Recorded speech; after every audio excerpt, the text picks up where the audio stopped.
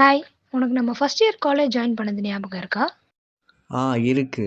நான் கூட என்ன கோர்ஸ், என்ன காலேஜ்ன்னு கன்ஃப்யூஷன்லயே நம்ம காலேஜ்ல ஃபிசிக்ஸ் ஜாயின் பண்ணேன்.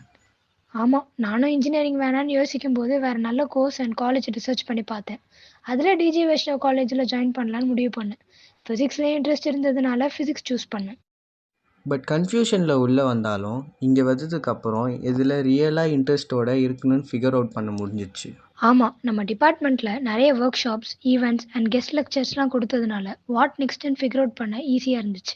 நானும் செகண்ட் இயர்ல இருந்து மேம் கூட ரிசர்ச்ல இன்வால்வ் ஆனதுனால சப்ஜெக்ட் நாலேஜ் நல்லா கெயின் பண்ண முடிஞ்சிச்சு. நிறைய ஸ்கில்ஸும் கெயின் பண்ணிக்கிட்டோம் நம்ம ஆர்கனைஸ் பண்ண கான்ஃபரன்ஸ் அண்ட் ஈவெண்ட்ஸ்னால. அதில் ஆன் ஸ்டேஜ் ஃபியரும் போச்சு, பேக் ஸ்டேஜில் டெக்னிக்கலாகவும் ஒர்க் பண்ண தெரிஞ்சிச்சு. சேம் டைம் ஃபிசிக்ஸில் தியரி, டெரிவேஷன்ஸ் இதெல்லாம் தாண்டி லேப் நாலேஜ் ரொம்ப முக்கியம்.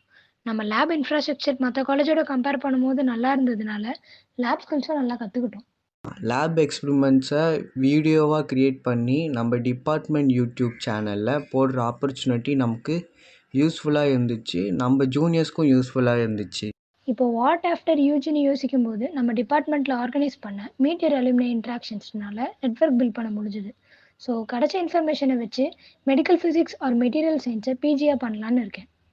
ஒரு நல்ல காலேஜில் பிஎஸ்சி பண்ணுறதுக்கும் நம்ம ஸ்ட்ரென்த்ஸை ஐடென்டிஃபை பண்ணுறதுக்கும் டிஜி வைஷ்ணவ் பெஸ்ட்டு 3 இயர்ஸை கொடுக்கும். ஸோ நம்ம ரைட்டான பிளேஸுக்கு தான் வந்திருக்கோம்.